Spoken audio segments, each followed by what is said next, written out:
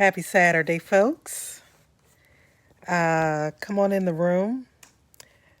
I have just a few words for y'all today.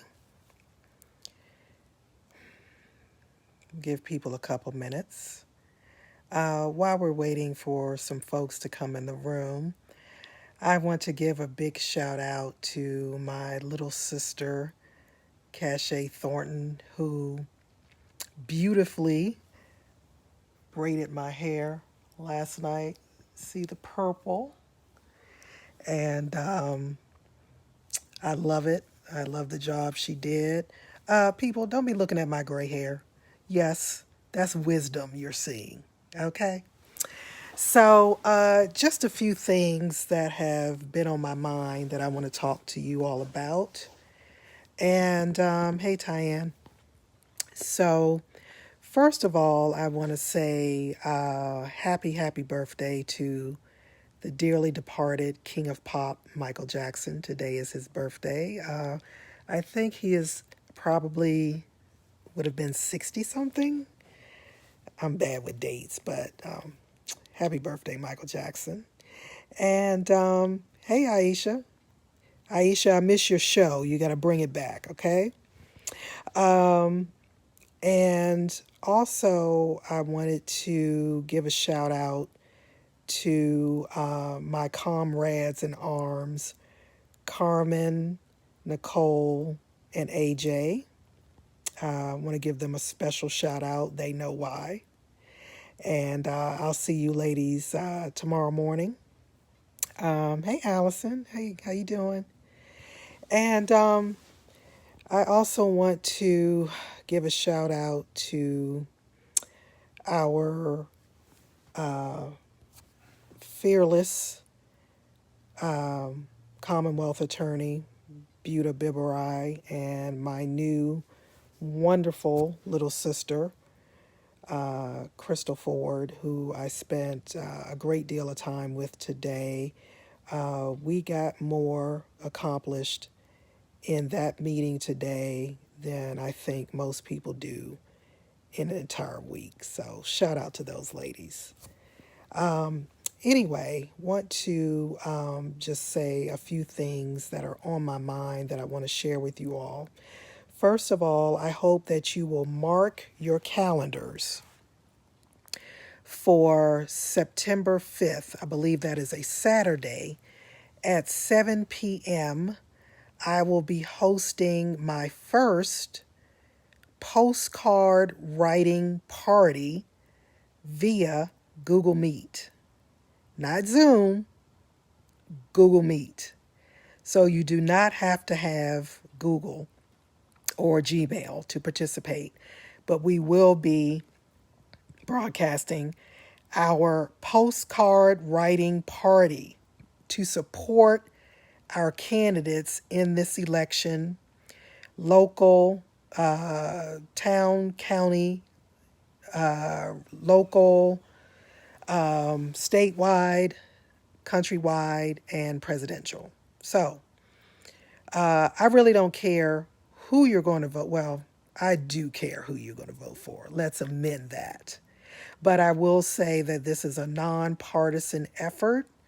I would like everyone that follows me, that knows me, that supports me, and who is registered to vote to attend the postcard writing party on September 5th at 7 p.m.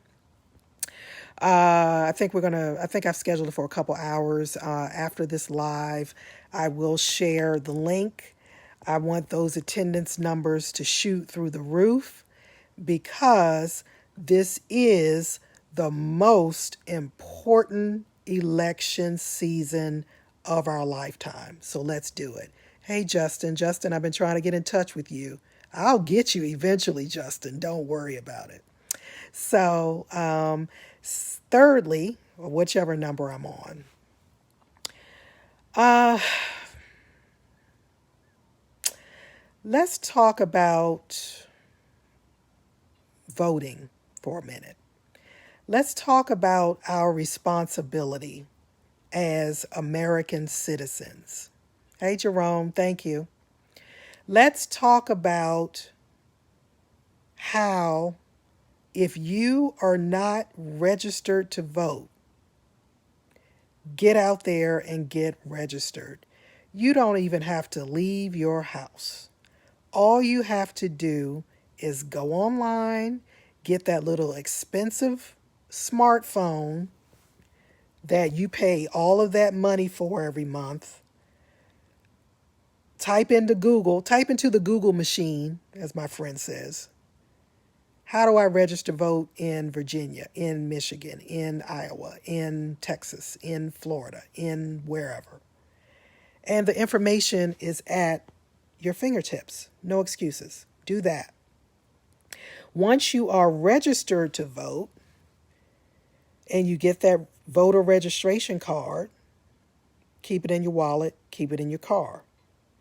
Because you don't want any lame excuses why you couldn't get to the polls.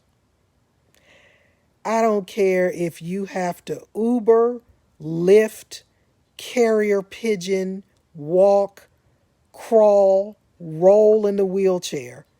Get yourself there and vote. As simple as that. I am going to be working with a couple of people to try and get a bus or a big van or something. And I am going to make sure that we pick up the elderly, people without transportation, anyone that needs to get to a polling place to vote if you're not voting absentee, to make sure that you can get to those polls. There are no excuses, people. I'm not taking any excuses from anyone in my life why they're not voting. I will cut you off in a second if you tell me you're not voting. Cut off. My friend Sophia says, don't untie, don't cut what you can untie. No, I'm cutting. Do you realize who's in the White House right now? Do you realize how he's destroying America bit by bit by bit? And he's intentional about it.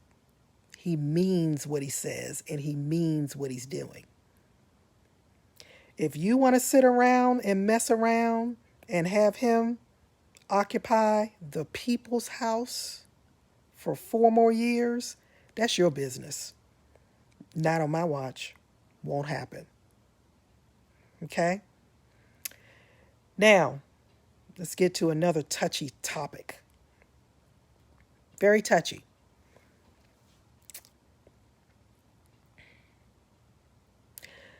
Let's talk about the state of black people in America. Let's talk about that for a second. I got to sit up for this one. So let's start out talking about people like me, black women.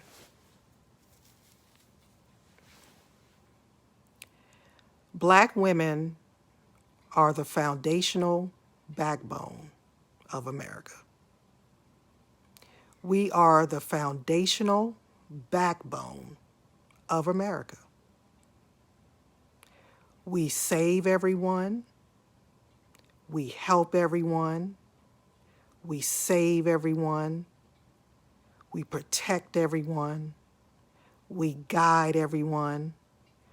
We assist everyone. We educate everyone. You don't believe me? Read your history book. Google it.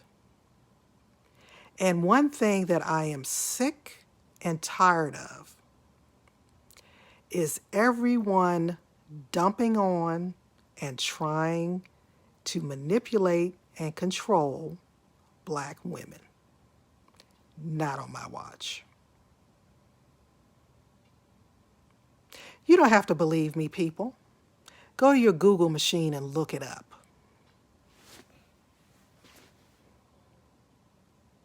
I'm fed up with it, and I'm not taking it. So anyone within the sound of my voice, if I see you come on social media disparaging, talking about, calling us angry, saying that we don't contribute to society, or treating us like we're hoes in a strip club, you're going to hear from me. Sick of it, not having it anymore.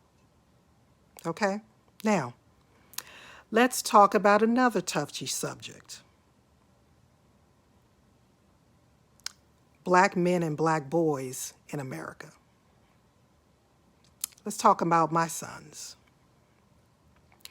When Trayvon Martin was murdered, brutally murdered in the street by George Zimmerman, who, by the way, deserves to be locked up underneath a jail, but he's still out there free. When Trayvon Martin was killed, that murder affected me like he was my kid. It still does to this day.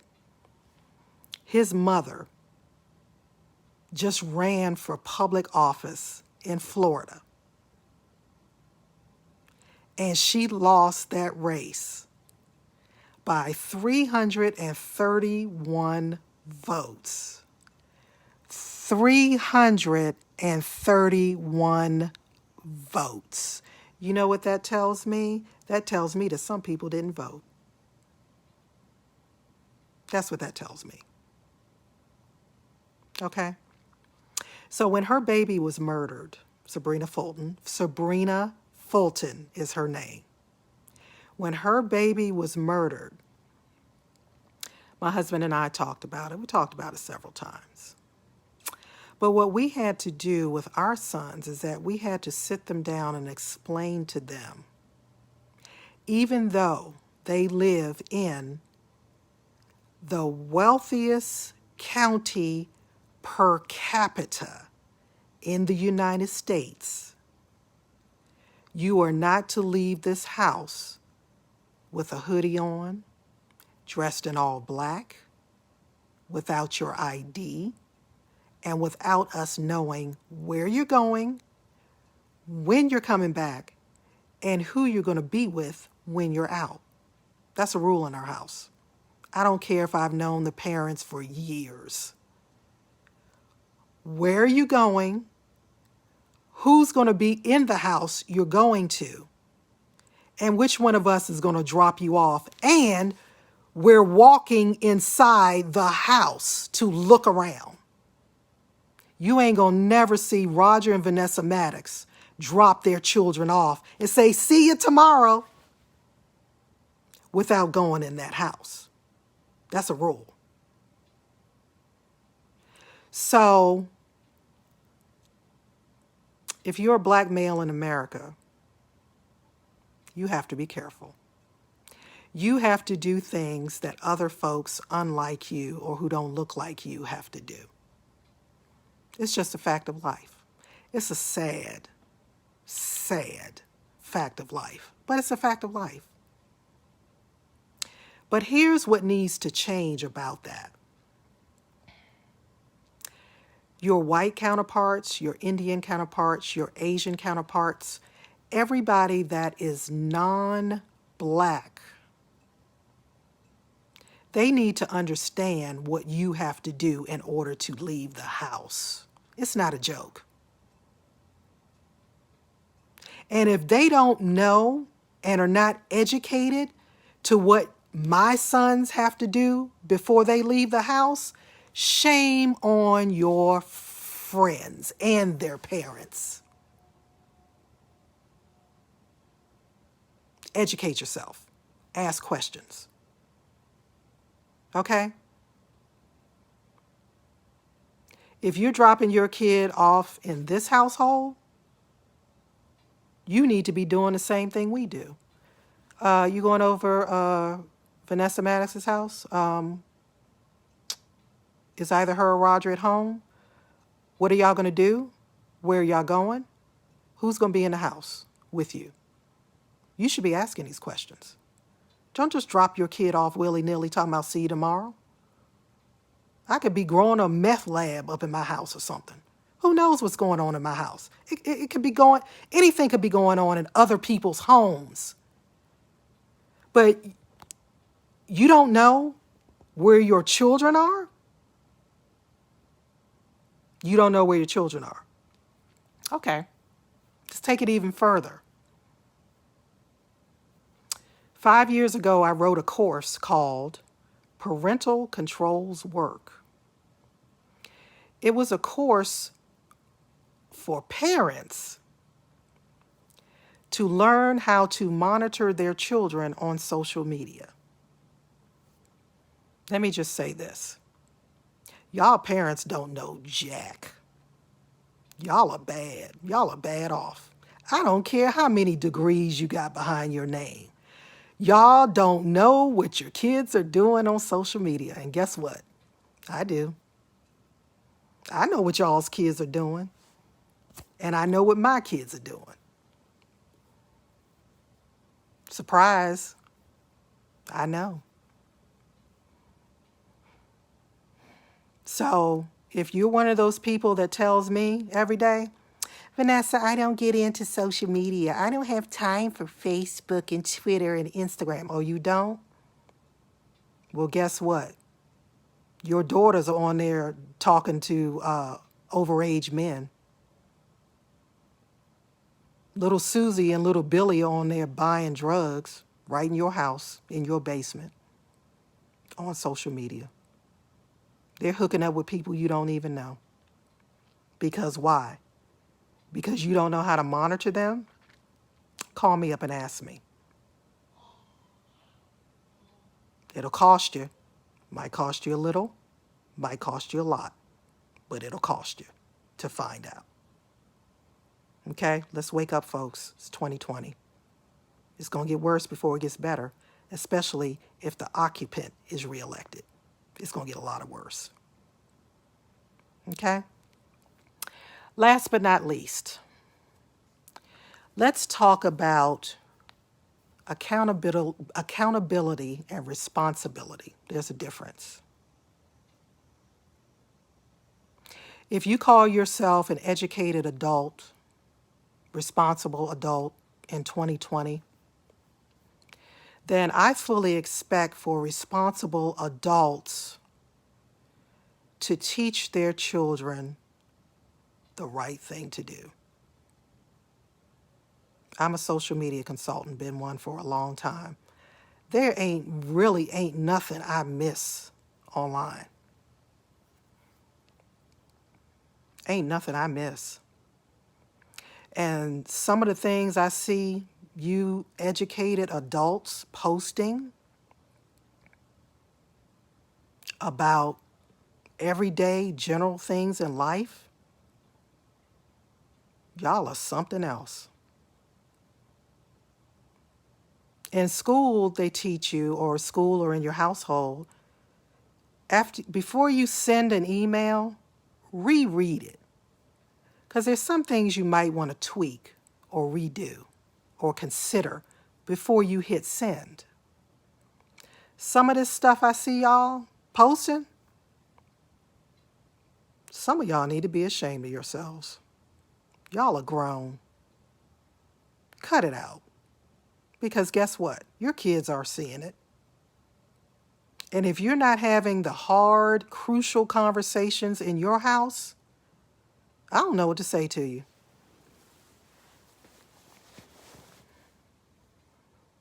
I grew up in a real community in Washington, D.C. I just moved to the suburbs in 98. I haven't been out here that long. Y'all are different. Y'all are real different. Get your lives together. Nobody's perfect, but guess what? You just need to put forth some effort and try. Get registered, vote, teach your children. Teach your children why there is a march on Washington right now. And teach them about the original March on Washington and what that was about. Teach your children. Sit down and talk to them about why that young man was shot in the back 7 times. Talk to them about why George Floyd and Ahmaud Arbery and Breonna Taylor were killed in senseless acts of violence. Take them down to the African American History Museum. I know that it takes you about 3 or 4 trips to make it through the whole thing. Do that. And God, Lord, help you. If you don't have a black friend, you better get you one. I'm not joking.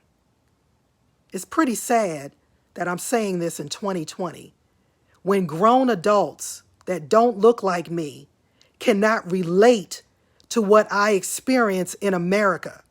But you're going to try to sugarcoat it and gloss it over. Oh, Vanessa, all lives matter. Shut up.